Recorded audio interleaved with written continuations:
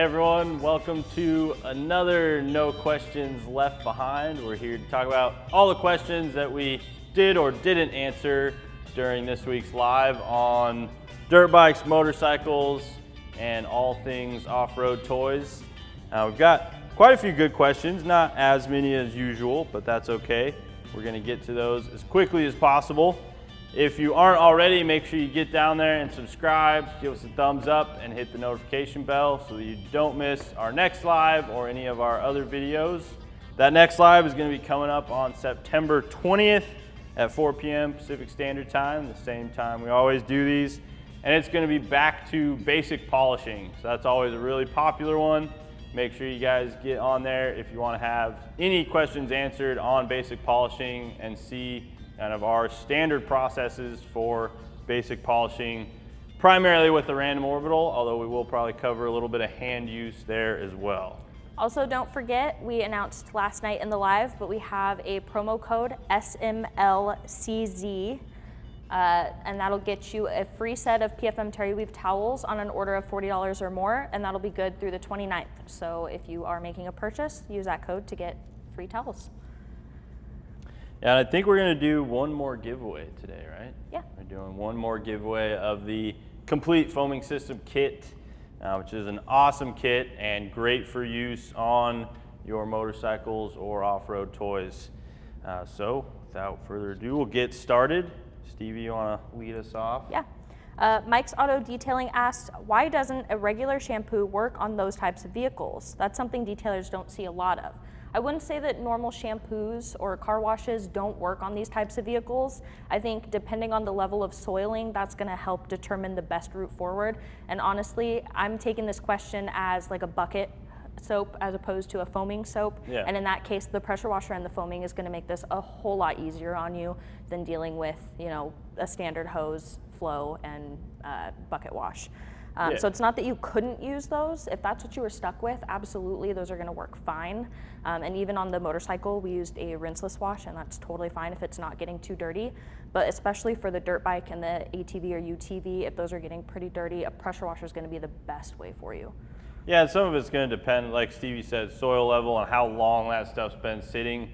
Like if you have a dirt bike that you just took out and got muddy and you're washing it same day or the next day, in a lot of cases, that mud's going to come off really easily with a product like foaming surface wash, Brilliant Finish snow foam. If you're using a foaming system, those two are going to be for cannons primarily, or foaming sprayers.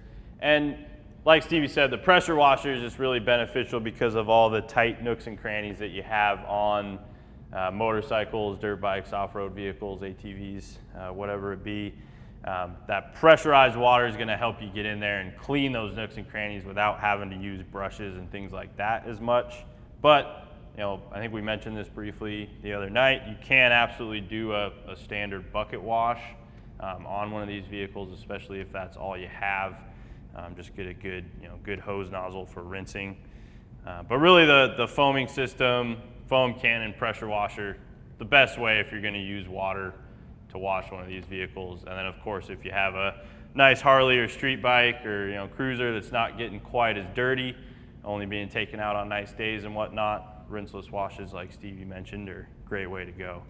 But I think you see a lot of guys focusing on the degreasing type products like foaming surface prep, just because a lot of these types of vehicles get really dirty and might sit or be stored dirty, especially during a season where they're being used frequently.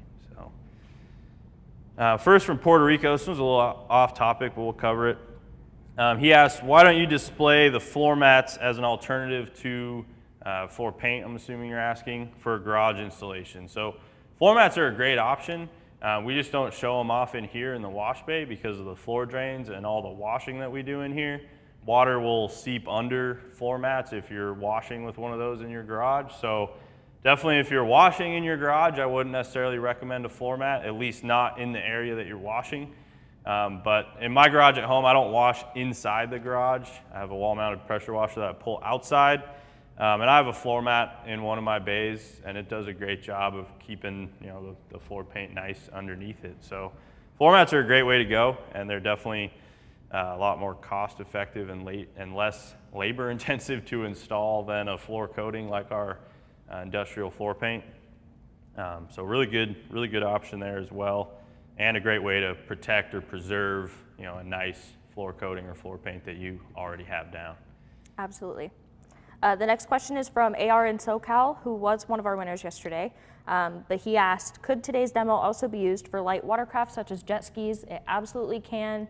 The processes we were kind of talking about could be good for motorcycles, dirt bikes, ATVs and UTVs, RVs, jet skis, boats, I said RVs, Yeah. Trailers. Yeah, really all of the above. Everything that we talked about on the side-by-side or the UTV, especially the stuff specific to like pigmented plastics and decals and things like that, will all apply directly to jet skis. And then one of my favorite products for watercraft, really protecting anything, you guys hear us talk about this one a lot, but ceramic 3-in-1 and ceramic speed shine, great way to help keep any slime or algae buildup, things like that, off of watercraft. Also great way to protect those surfaces from salt if you have it out in the salt water. So a couple things specific to. Dave Ritchie asks, would you suggest using the new paint thickness gauge to check on custom painted bikes for tanks and fairings? Shameless plug for your new tool. Thank you, Dave. The paint gauge is a great tool for any situations where you're working on something with aftermarket paint or something that has been cut or polished before. So yeah, it's definitely a good way to check. I would say especially on tanks, if it's a surface that's been polished over and over because of the rub marks that you get from leaning over a tank or your legs rubbing up against it, you could have some thin spots there.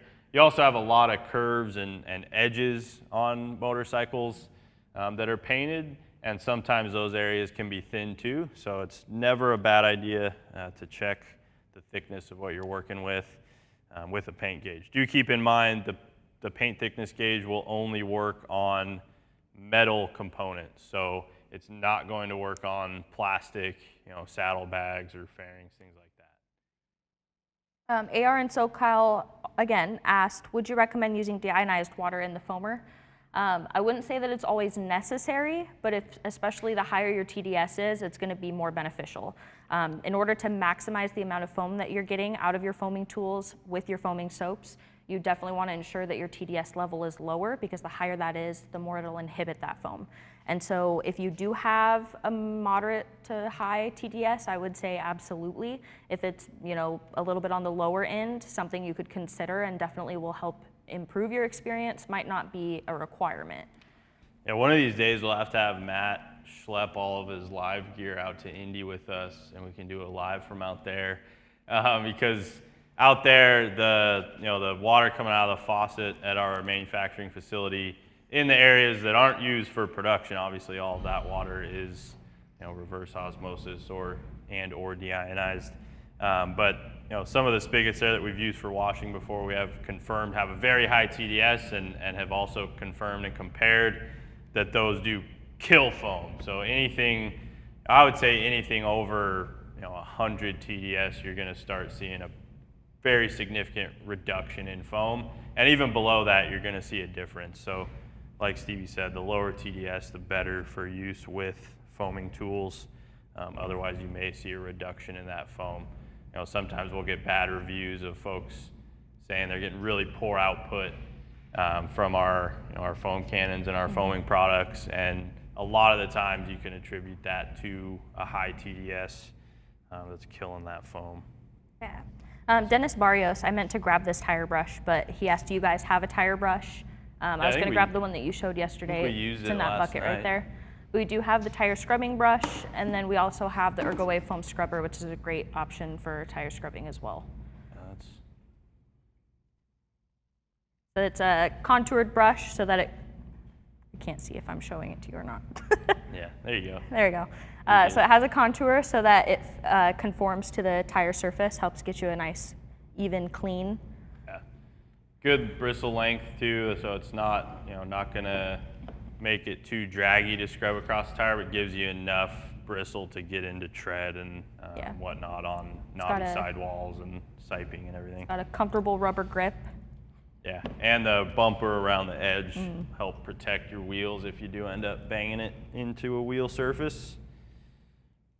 Let's see, John Villanueva asked, what about caked on dried mud? Soak it off or scrub it off? So I think we answered this one during the live, but really you want to rinse it off. Scrubbing off caked on mud or really caked on anything is going to risk scratching the surface. It's going to, essentially ruin your tool, your brush, your mitt, your pad, whatever you're using to wipe it off. You're going to have to either toss that or rinse it out really thoroughly before you take it back to a finish. And that's the biggest benefit to using a pressure washer. I think I mentioned this the other night, but if you have money for toys, you probably have a few $100s you can set aside to pick up a pressure washer if you don't already have one. And that's going to make your life way easier in getting these things cleaned up and doing it safely and efficiently. Yeah. RHP video, Dave Ritchie asked, would you still follow up the wheels with the ceramic 3-in-1 as a top like we would on the normal vehicle? Absolutely. That would be a great process, not only he was asking in reference to the wheels of the UTV, but you could use that after you wash your dirt bike, give it a nice mist. You could do that on your jet ski, your boat, your RV. All of these applications, you could use that as like a rinsing aid or a drying aid to add protection. Yeah, I like using it as a rinse aid just about every time I wash. Same. It's a great way to get some extra protection down there, or if you have protection that's waning on a surface or something that you didn't get protection on, good way to quickly get it down. Mm-hmm. Especially surfaces like the wheels that he was mentioning, where you're having a lot of that filth kind of build up. It'll help get that protective barrier so that it's easier to keep clean. Yeah, I have a lot of buddies with off-road vehicles, not necessarily, dirt bikes and all that too, but even on, trucks and SUVs that are built for taking on trails. It's a great way to get protection on the suspension that you spend a lot of money on. Quickly and easily get it on there and upkeep it. RHP video asked, so you foam from the bottom up and then rinse from the top down?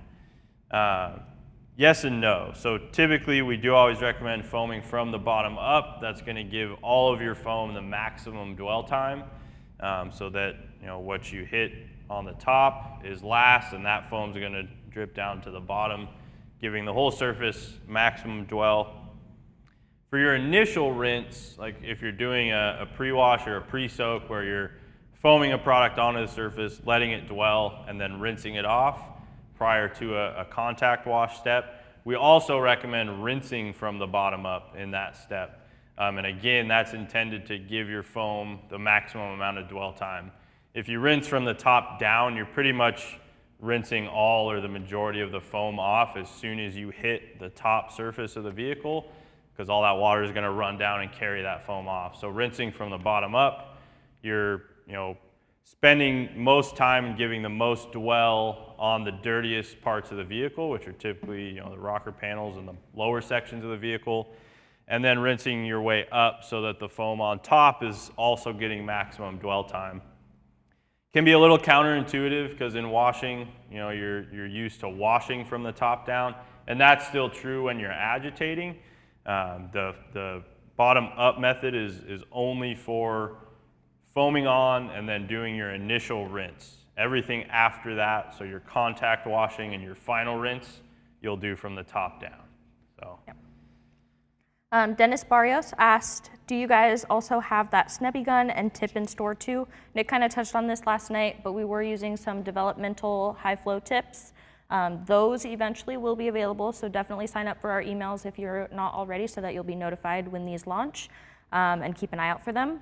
But the snubby gun, as he mentioned, was one that we were using in benchmarking, and we may or may not be developing one, and you may or may not love it when it comes out. I don't know. Keep your eyes out. Yeah, we use a lot of our competitors' stuff just to make sure we're keeping up with those guys as we're developing new products. So that was a competitor's snubby gun. Snubby guns are a great way to maximize efficiency of a wash, especially when you're working up close on smaller vehicles. Make your life much easier. AR and SoCal also asked, any special treatment for the decals? That's a great question. Pretty much all dirt bikes, ATVs, UTVs have some level of decals, And when you're using a pressure washer, common sense tells you that you want to keep it away from stickers and decals. Really, as long as you're using a 25-degree or larger tip, as long as you're not focusing it inches from the edge of a decal, you shouldn't have any problems. On an off-road vehicle that's older, a vehicle with decals that have been on there for a few years, look around the vehicle before you start pressure washing and make sure none of those are already starting to peel. Every once in a while that'll happen, and if you hit a peeled edge with a pressure washer, you could see that decal go flying off because the water is going to be able to get underneath the adhesive. Yeah, those are great points. So. Yesterday we assessed the surface and decided that we didn't need to decontaminate based on the level. If you do decide that you want to decontaminate the surface that you're working on, keep in mind that a traditional clay bar, typically that you'll have to be careful around the edges of any decals. Sorry, I always say, decals. But you want to be careful around any edges like that because you could rip off chunks of clay. Potato. So a synthetic clay would be a great option there. And then if they're matte finish, avoid polishing them. But you can use a protectant such as ceramic 3-in-1 or ceramic speed shine. That's a great way to protect those from UV damage and keep them looking snazzy. Yep. The Cook family asks, how many gallons is your inline water filter good for? That's a really common question we get, and that is all dependent on the TDS level coming out of your water source. So we can't give you a straight answer on that. So I looked at the charts before this. Definitely. So get a reading of your TDS level for the more accurate answer. But I just have a generalization here. For the inline water softener, you can get up to 400 gallons per filter. For the portable water deionizer, you can get up to 1,400 plus gallons per resin change. Yeah. But it really depends on your TDS level. The higher the TDS level, the lower the gallon output will be. So definitely get your TDS level and then look at the chart online. A great way to preserve the deionizer and the softener is by using them connected to a pressure washer. Your GPM output of a pressure washer is going to be much lower than your GPM output of an open water hose or a water hose used with a nozzle. So that's a great way to preserve the life of a deionizer you buy, especially if you're spending some decent money on the portable deionizer. You'll really extend the life of that resin using it in conjunction with a pressure washer. And then we always advise to only turn those on or hook them up for the final rinse. Because you don't really need to have it on for your initial rinsing. It's really the water that's going to be sitting on the vehicle as you walk around and dry it. However, if you do have really high TDS, you might hook it up either way or run it for the whole process. Richard Bender asked, what pressure washer and nozzle size are you using for the rinse? We were using a 25-degree nozzle and our new Pro 1900 PSI pressure washer that is on our website. Yeah, so that pressure washer is 2.1 GPM output, which the GPM is going to give you a lot more efficiency. Higher GPM, you're getting more water on the surface to help flush things off and rinse things off of there while still getting really nice foam. You already kind of touched on the next question too. Take profits. Should I use a filter to cut down on hard water spots? Definitely helps a ton. Dennis Barrios asked, should you still use tire dressing on motorcycle wheels or tires? Don't use tire dressing on your wheels. And on a motorcycle, don't use it on your tires either. As we mentioned during the live, we really do not advise ever touching a motorcycle tire with any sort of tire dressing. Keep them nice and clean. They're going to stay looking good if they're clean. Normally, if you're a guy that rides year-round, you're going to have to clean them a little more frequently. But for all you fair weather riders, typically your tires aren't going to get too filthy, so they'll be nice and easy to clean up and keep them dark black. Do not use tire dressings. It's really not worth it, even if you're only putting it on the small sidewall. There's always risk of it, running off into the tread or the contact patch of the tire, and then you're going to have issues. So do not use tire dressing on motorcycles. Yes. Next, we had a couple questions from Dave Ritchie and Scott Dayhoff about a good UV protectant to use on the interior of your UTV. My go-to would be Interior Detailer. That's going to give you a nice clean. It does have anti-static properties, so it'll help prevent dust. Not that that's going to be a huge worry for you in a UTV, but maybe. And then it provides UV protection that'll help prevent from sun damage invading. Yeah, And if your seats are like a canvas type material, you could also use our fabric protectant. So that's another option that'll also give you some water resistance. There's some other good products out there, you know, for those types of materials, even if it's like a vinyl. You know, a lot of the protectants that you use for like outdoor clothing or outdoor gear like tents can be used on seat surfaces as well. You just want to make sure they don't make them slick, whatever you are using. That's why interior detailer can be a good solution. Scott Dayhoff, being open cockpit like I already answered that one, sorry. That was the same, sorry. Oh, oh shoot, yep. My bad. So it looks like, let's see, Chris Christensen asked, never mind, that one we already answered. Dave Ritchie asks, would overkill be applying the ceramic metal polish on the visible bolt heads? Not at all. I mean, go for it, man. I told him yesterday in the chat, sounds like you're as sick as we are. Yeah, get out the swabs and you'd make Jeff Brown proud polishing your bolt heads and you know, clocking them all so they're nice and consistent. Of course, respect the factory torque settings. Yeah. But yeah, it's a great way to you know, keep them protected. I would say, depending on the finish on them, if they're already polished, you can definitely use that product on them, you know, to keep them looking good. If they're not polished, keep in mind that ceramic metal polish will usually change that finish and brighten them up because of the abrasive. Yes.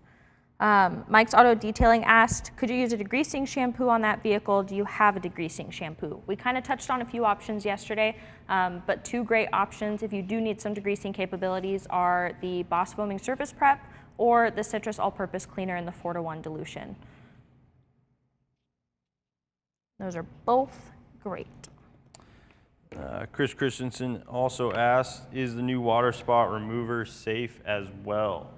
So that one, you want to be cautious or avoid that product on plastics for the most part because it can etch a plastic surface faster and easier than it would a painted or a glass surface. However, on you know, painted or clear coated finishes, it's a great way to get water spots off those. We quickly touched on matte finishes on motorcycles that you're seeing a lot more these days. You know, you see a lot of modern Harleys and other manufacturers using matte finishes for their bikes. And water spot remover is a great way. It's really the only way to remove water spots from a matte finish without changing the appearance of that finish or creating a shine. Yes. Dave Ritchie asked, will the glass polish and pad have the same result on the UTV or motorcycle windshield as using it on automotive glass? No, these surfaces are not glass. We don't recommend using our glass polish or especially that synthetic rayon pad. Yeah. Instead, you want to use a plastic specific polish or something like our Boss Perfecting Cream that's more mild, along with a foam pad such as our orange foam correcting pad or white foam fast correcting pad for a little more cut. Yeah, glass polishes are way too aggressive for plastic. You will mar the heck out of that windscreen or windshield and make it foggy, so it's not as, you know, optically clear and easy to see through. So definitely do not ever use a glass polish on clear plastic. Yeah. Terry Curtis asked, will the 10-to-1 foam, so I'm assuming that the 10-to-1 foaming surface prep, remove the protective coating you put on? It definitely will diminish protectants that you have on the surface. Depending on their strength, it may completely remove them or just diminish them. So if you're looking to strip a wax or a protectant, you may need to apply it a couple times, but it definitely will weaken any protectant that's on the surface. Yeah, just for an example, like our ceramic 3-in-1 wax, you would have to hit this, gosh, at least 5 to 6 times with 10-to-1 before you noticed it really falling off. Even a couple treatments of that 10-to-1, it'll especially still on be holding a up fresh nicely. Application of it. Yeah. So yeah, that's really depends on, like Stevie said, how long it's been there and what type of protectant. If you're using that over like a Carnauba protectant, you know, or a more traditional like paint sealant type product, it's probably gonna put a pretty big dent in it, if not strip it off altogether. Let's see, Lakes Country Detailer asks, would you use a ceramic 3-in-1 periodically or will a ceramic speed shine maintain that coating? So ceramic 3-in-1, I mean, even on a vehicle that's being used off-road, that protection is gonna last, you know, up to a year, I would say. In some cases longer, especially if you're only taking it out during the normal kind of riding season of spring to fall. If it's a vehicle you're using year round, you should still see close to that same durability with intermittent washing. That can be shortened slightly if you're using processes like we just talked about, like the foaming surface prep 10-to-1, or constantly foaming the vehicle with foaming surface prep through a cannon. But yeah, I mean, I'd say applying it once to twice a year is going to keep you in tip-top shape, and then using ceramic speed shine in between for lighter cleanings and application as a rinse aid and such. 100%. And you'll have great protection on there. We had a customer recently that was using ceramic 3-in-1 wax as a rinsing aid or drying aid, I don't remember exactly, but after each wash, doing weekly washes, and he was starting to see some filminess. And it's like, well, yeah, that's a rich formula, that's going to be overkill for sure. But the ceramic speed shine is going to be good in that like more maintenance type washing where you're using it pretty frequently. The ceramic 3-in-1 wax is so robust, like Sam said, like once or twice a year, you are good to go. Yeah, you're also going to use a ton of product using it as That's a rinse true. aid for every wash. I think Yeah. I went through like 3/4 of a bottle on the last big vehicle that I used it as a rinse aid on. I was probably being a little more liberal. It was windy outside, so half of it was getting blown away from the surface, but. Yeah. RHP video asked, do the bottles have a scale on them indicating the mix ratio for both the foaming surface prep and the citrus multi-purpose cleaner, citrus all-purpose cleaner? Yes, we have the secondary dilution. Yes, both. Sorry, not both. That's it. The secondary bottles do Company have inside mixing joke. ratios. I don't know if you can see here. Can I get closer? Will it'll blur it? Never mind. But it has a fill to here with water, fill to here for the specific ratio that you want, and then fill the rest of the way with water. Yeah. And so that'll help take the math and the struggle out of measuring out a certain amount of ounces of product to pour in there. Yeah, and the reason that, I know we've had this question before, people are like, why do you ask me to put water in to a certain line and then add the solution and then add more water? That's because in the bottling process, our labeling machine does a good job at consistently applying the labels, but every once in a while, a label will be slightly higher on the bottle or slightly lower. So if we're putting the first line for the concentrate, you might get a slightly different dilution ratio depending on where that label lies. So doing it this way, you always get the correct amount of the actual concentrate in there, just in case you're wondering why it's a little different than you might normally do it. Let's see, Dave Ritchie asks, would wheel tire mat cleaner be okay on the UTV interior? I mean, the floor of the UTV, the Yamaha that we worked on yesterday, was rubberized and plastic clad flooring, so absolutely, I would say that'd be a great product to use, especially as you're tracking mud and sand and all sorts of grit in and out of there. It's going to help get it clean nice and quickly. I probably wouldn't use it on like the glossy plastics and stuff like that, though. I'd keep it primarily for the floor and use a standard foam for the rest of the surfaces, or clean them with product like interior cleaner or detailer. Or citrus APC. Yep. Dave Ritchie also asked, what is the temp rating on ceramic metal polish for the pipes, heads, crankcase, and intake? Will it break down quicker or just not suggested? You absolutely can use it in the instances. It's not going to null and void the product. The more heat cycles and the more extreme heat that a product like that endures, it will break down the protection a little bit quicker than if it was on a surface that wasn't enduring those heat cycles, but you're still going to get really nice, robust protection from it. So it's still definitely worth it. Just note you're probably not going to get the full life that you would from that product if it wasn't being heat cycled like that. Yeah, for sure. Dave Ritchie asked, he's very active, also asked, would bug barricade work on the upper fairing to help with bug buildup? Absolutely. Bug barricade is a great product to apply prior to going out for a long ride. If you're riding cross country to Sturgis or something like that. You only want to leave it on for about a week so it doesn't become difficult to rinse off, but it's essentially like a non-stick coating for the front-facing surfaces of a vehicle, and you clean the surface, apply that, spread it evenly, but don't wipe it off with a microfiber or a soft like wax applicator pad, and then let it dry. And any bugs that do stick to it when you get to where you're going, simply rinse it off or flush it off with a product like Spray On Car Wash or Rinseless Wash or Speed Shine, and all of the bugs will go with it. It'll prevent them from sticking themselves and baking into the paint.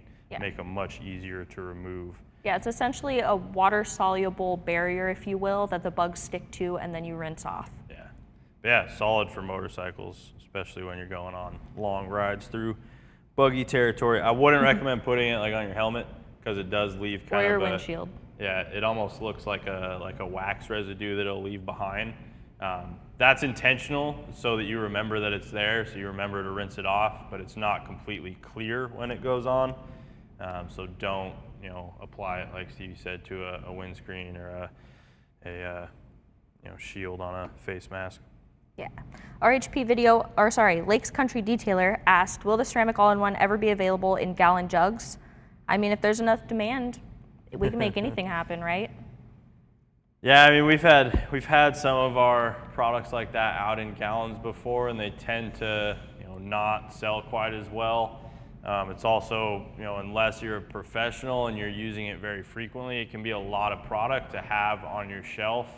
And shelf life can become an issue because for an average user, a gallon of that, I mean, it's gonna last you for years. So especially if it's not in a temperature stable environment, it could end up going bad, and then you've wasted some of your money there. So, but like Stevie said, if demand, if you guys buy enough that it makes sense, or you call in and bug us enough about it. That's one benefit of producing our own stuff, is we can turn that on pretty easily. Let's see. RHP Video asks, what about cleaning the engine area? So that's going to be drastically different depending on what type of vehicle we're talking about, whether it's a dirt bike, ATV or UTV, or a nicer street motorcycle. A Harley like Stevie has behind her, has a ton of chrome on it. And really your approach is going to depend on how dirty it is, how nasty it is. On this bike, it's really well maintained, so I wouldn't frequently wash it or use foaming products on it. I would primarily clean up the large surfaces, the easy to reach surfaces with products like Speed Shine, Rinseless Car Wash, or Rinseless Wash and Wax, Brilliant Finish Rinseless, Spray On Car Wash. And then use a metal polish. If you're using ceramic metal polish on all of your exposed chrome, it's going to make them much easier to clean down the road. The ceramic finish gives them a nice self-cleaning ability that will help repel dust and dirt and things like that, so it makes them much easier to keep clean. And then maybe once a year or so, like at the end of the season, or twice a year, beginning and end of the season, you could do a more thorough deep clean. You're definitely going to want to have a blower or compressed air with a good nozzle, though, to blow all of the water out of the the cooling fins on the heads and all the tight, intricate, hard to reach areas that you can't really get a dry towel into. So that's probably the biggest mistake you could make with washing an exposed engine especially if it has a lot of chrome. On a nice motorcycle, is spotting, because if there's any water that shakes out of there when you start it up as that motor is getting hot, that'll flash dry and leave spots that could potentially etch the chrome. But products like our engine cleaner are very safe, for chrome surfaces. If it's a little bit grittier, or you're doing an off-road vehicle, I'd probably step up to foaming surface prep. 10-to-1 is a great way to clean a really nasty engine. Especially if you have grease and oily residues from leaks or things like that. Spray that on there, let it dwell, and then I always like to do a pre-soak pressure rinse, re-soak it on, or reapply the foam or the cleaner, and then come in with brushes and swabs and get down to it with cleaning that up, and then a final rinse and blow it off. And yeah, on motorcycle or on dirt bikes and off-road vehicles, everything's pretty exposed, and there's not too many hard to reach areas, so it's usually easy to get into. And really, regardless, blowers and compressed air are a great way to get these types of vehicles dry afterwards. Obviously, make sure, it goes without saying, make sure those engines are cool to the touch. Ideally, you don't want any heat in that engine at all, so you don't want to come back from a long ride and go straight into cleaning your engine bay, or you'll risk spotting and just have a much harder time with things drying. Get a full facial with all the steam coming off of it. Yeah. Jay Maynard asked, is synthetic clay safe on chrome? For chrome surfaces, typically they're very delicate, so I would go with a traditional clay bar, such as our paint cleaning clay or even glass cleaning clay, which is a little more dense. But I would keep that bar specific for that metal surface if you do prefer a synthetic clay. That way you can use the synthetic clay on everything else and then use that more gentle clay on the sensitive surfaces. That's exactly what I was going to say. Chrome, depending on how well it was chromed, and where it was done, some chrome's softer than other chrome. And like Stevie said, it can mar pretty easily if you're not careful. I would also recommend clean off residual dirt and contaminant first, as you normally would. And then before I took a clay bar to chrome, I would probably try to remove as many tar chunks or spots manually, so that you're not picking those up in your bar and potentially scratching the surface with those. Because scratches are hard to get out of chrome. Normally you don't want to be sanding chrome, because you can get through that finish pretty quickly. And even ceramic metal polish, even though it is very capable, it's going to be tough to get out a deep scratch that you might get from a tar chunk that has sand or gravel in it that's getting drug across the surface.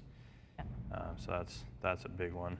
And I think, Jay Maynard, that's a great question and not one that you hear very often. So I think we'll give you the giveaway, Jay Maynard. Congratulations. Yeah, so you get the Boss Foaming Complete Kit. Yeah. So email us at social@griotsgarage.com with your contact info and mailing address, and we'll get that sent out to you.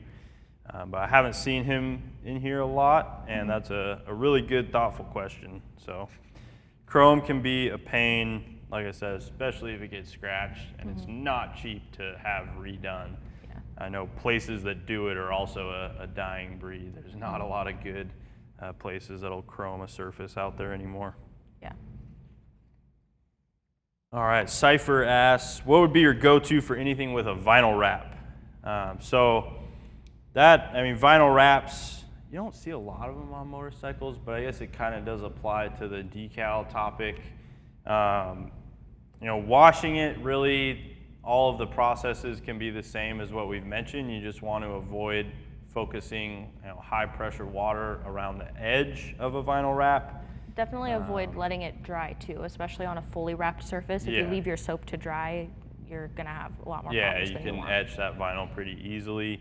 And then it depends if it's matte or glossy as to how you're gonna protect it. Glossy vinyl can be lightly polished usually, as long as it's not super aged and oxidized. I have had decent success lightly polishing glossy vinyl with products like Perfecting Cream.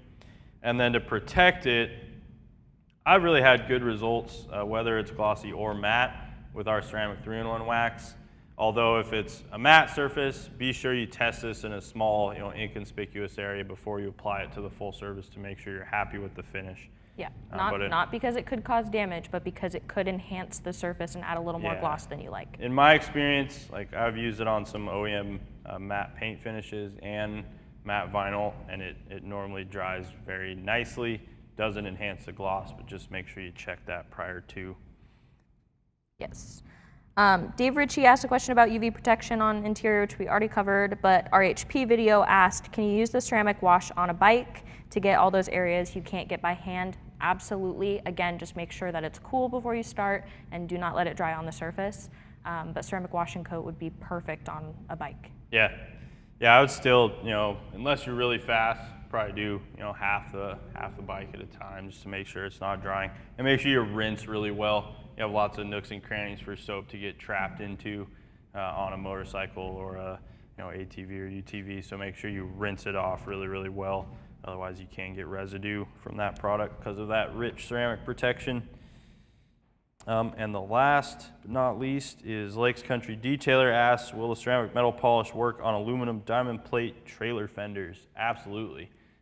Great way to clean up diamond plate aluminum. Really capable product on aluminum.